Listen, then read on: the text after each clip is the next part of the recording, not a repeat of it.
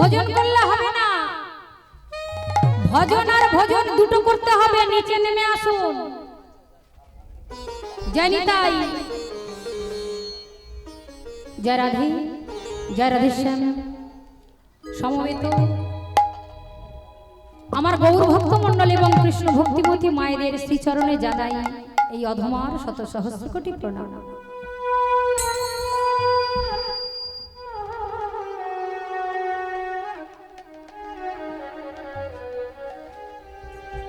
দেখুন, হরিকথা কৃষ্ণ কথা কে করু বর্ণন, গৌর পাদ পদ্ম যিনি একান্ত করেছেন প্রাণধন। এই হরিকথা, এই লীলা কথা বলতে গিয়ে আমার অনেক ভুল ত্রুটি হবে কেন, অবশ্যই করব। কারণ সেই গুরু গম্ভীর চৈতন্য লীলা বলছে, কোটি যুগ ধরে যদি লিখে গণেশ, একদিনের লীলা তবু নাহি পায় শেষ। কোটি যুগ ধরে যদি লিখে অনন্ত, একদিনের লীলা তবু নাহি পায় অন্ত। সে গম্ভীর চৈতন্য লীলা আমার মতো মূঢ় কেমন করে বর্ণনা করব? তবু শুনেছি সাধুগুরু বৈষ্ণবের মুখে, যদি সাধুগুরু বৈষ্ণবের কৃপা হয়, এই অসাধ্য লীলা সাধন হয়ে যায়। তাই আপনাদের চরণে আমার এটাই বিনীত নিবেদন, আপনারা কিঞ্চিত কিঞ্চিত চরণধুলি আমাকে দান করবেন। সেই চরণধুলির কে পাথেয় করে আজ এই হরিবাসরে দুটো হরি কথা, কৃষ্ণ কথা যেন বলতে পারি। নিতাই গৌর হরি হরি বল। ওমা, এসেছি আমি কাকদ্বীপ থেকে বড় বাসনা নিয়ে। কি বাসনা?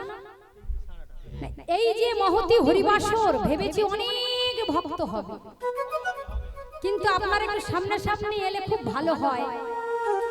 কারণ দেখুন, সামনে যদি কেউ না থাকে, ফাঁকা থাকলে সবই তো ফাঁকাই পড়ে থাকে, তাই না? আসুন সামনে, আগে আগে আসুন। কারণ বেশি পিছনে হয়ে গেলে ভালোবাসা জন্মাবে, বা কাছাকাছি না হলে ভালোবাসা হয় না। হয় এক স্টেজের উপর কীর্তন, তারপরে যদি অত পিছনে হয়,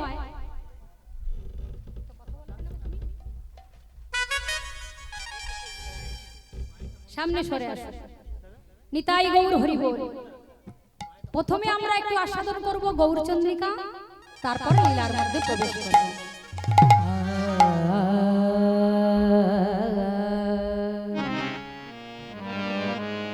আরে গৌরাঙ্গ চাঁদের ও হে,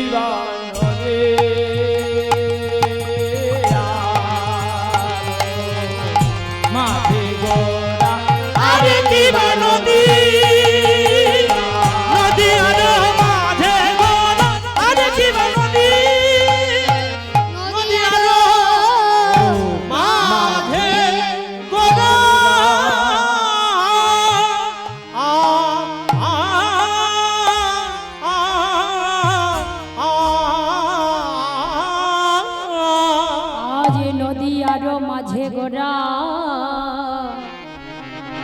আজ দানসের জিল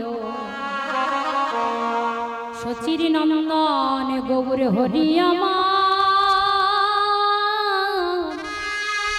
ও নদী নদী আরো মাঝে গোরা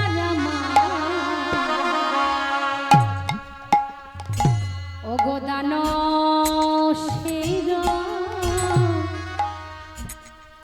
জিলা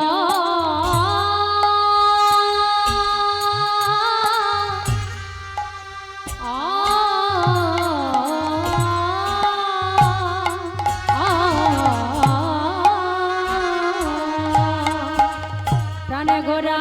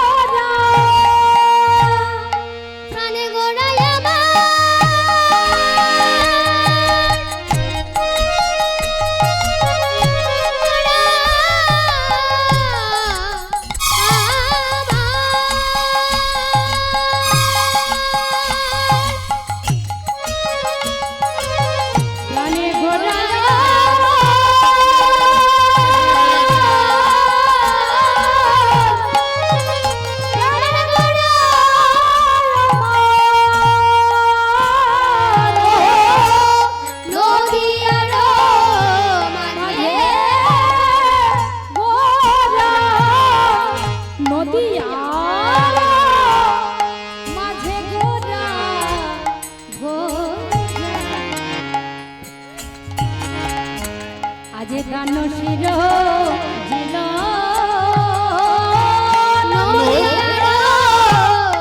মাঝে গোরা আরো মাঝে গোরা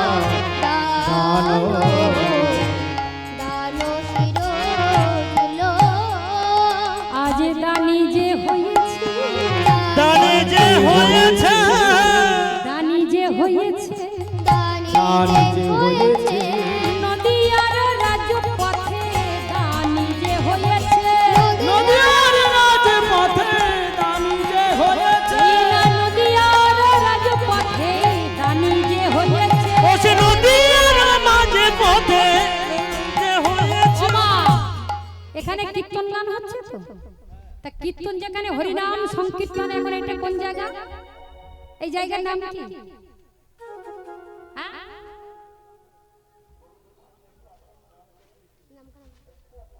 হ্যাঁ এটা হলো নবদ্বীপ ধাম নদিয়া আর সেই নদিয়ার মাঝে আমার কে এসেছেন আমাদের ঠাকুর ঘরের ঠাকুর আমার গৌরচাঁদ আজ দানি যে হয়েছে দানি যে হয়েছে দানি যে হয়েছে দানি যে হয়েছে নদিয়ার রাজপথে দানি যে হয়েছে নদিয়ার রাজপথে দানি যে হয়েছে নদিয়ার রাজপথে দানি যে হয়েছে ও সে নদিয়ার রাজপথে আমার গৌর হরি নদিয়ার রাজপথে নদিয়ার রাজপথে আমার গৌর হরি নদিয়ার রাজপথে আমার গৌর হরি নদিয়ার রাজপথে দানি যে হয়েছে দানি যে হয়েছে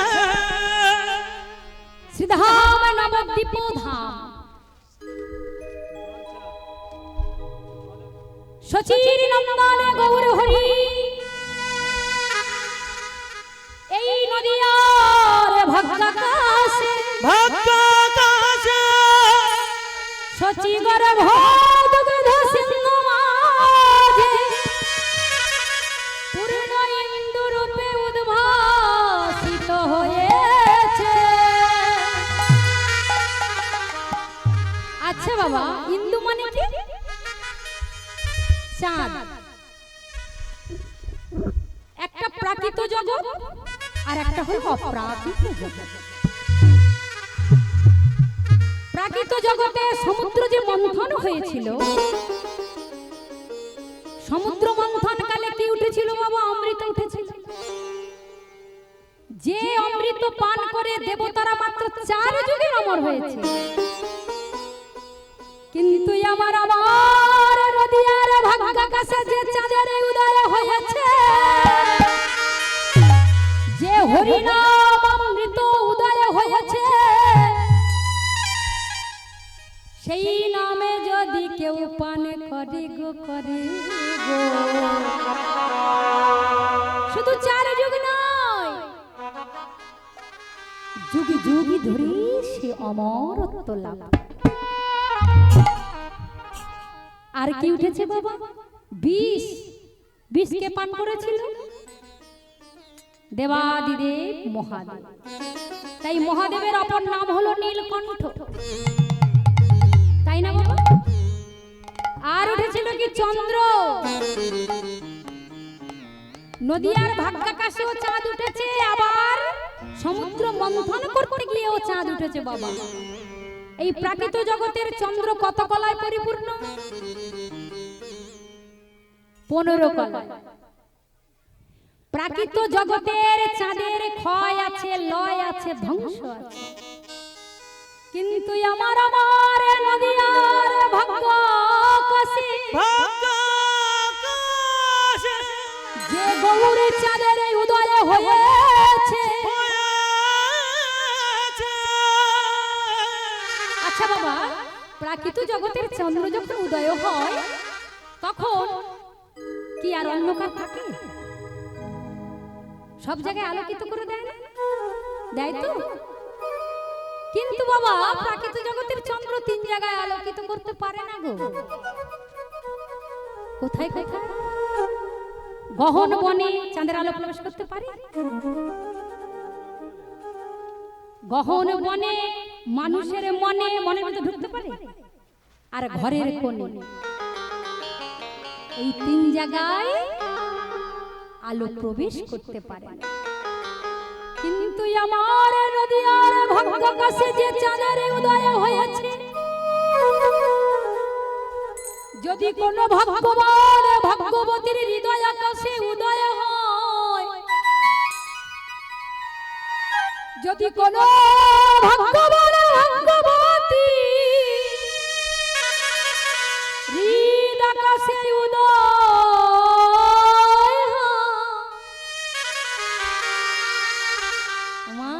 হবে, উদয় হলে ওতারে ভিতর বহি আলো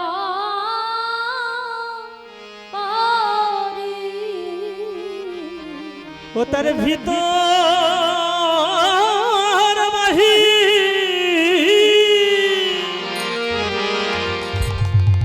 ও বাহির আলো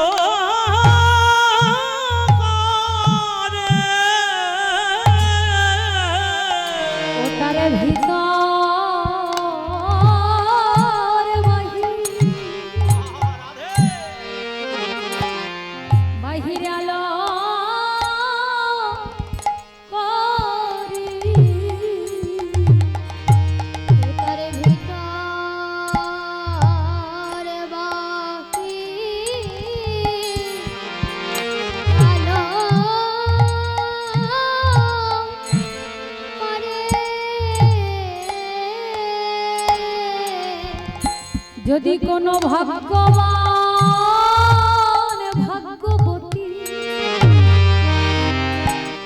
হৃদাকাশে উদয় ওই গো ওতারে ভিতরে বহি আলো করে, যদি কোনো ভাগ্যবান ভাগ্যবতী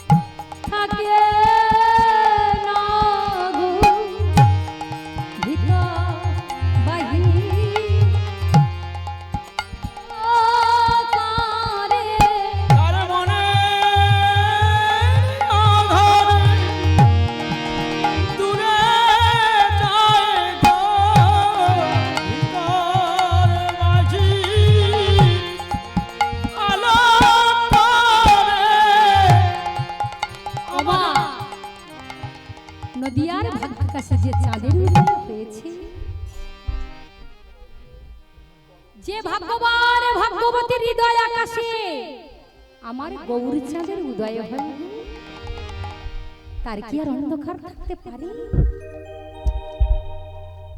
এই গৌরহরিকে বলছে নন্দসুত বলি যারে ভাগবতে গাই, সেই কৃষ্ণ অবতীর্ণ আমার চৈতন্য গোসাই। সেই নন্দ মহারাজের ছেলে কৃষ্ণ এবার গৌর হয়েছে। দুটো স্থান কাল পাত্র ছিল কোথায়? ব্রজে। আহার ছিল কি? ওমা ব্রজে কি খেত? কি সেবা করত গোবিন্দ? দধি, দুগ্ধ, মাখন আর নদিয়ায় এসে কি খাচ্ছে? কোনদিন উপবাস যাচ্ছে, একাদশী করছে, তারপর মোচা ঘন্ট, কচু শাক, থোর, এগুলো প্রভু ভালো বাসতেন। লাফড়া ব্যঞ্জন, মা লাফড়া ব্যঞ্জন কি গো? যেটা মহাপ্রভু ভালোবাসতেন। 5 তরকারি, বিভিন্ন রকম সবজি দিয়ে যে একটা তরকারি হয় না, সেই তরকারি মহাপ্রভু ভালোবাসতেন। মহাপ্রভু ভোগে লাগানো হয়। যজ্ঞের আগে থাকে তো কুমড়ো বাবা, বৈতাল, বৈতাল সমেত পঞ্চদ্রুত ব্যঞ্জন দিয়ে যে তরকারি হয়, লাফড়া ব্যঞ্জন, মহাপ্রভুর সেবা। তা ব্রজে ছিল কালো, এবারে হয়েছে কি? কালো আছে। এসেছে ব্রজের বাঁকা কালো শাখা, দেখবি আয় আমাদের সোনার নদিয়া।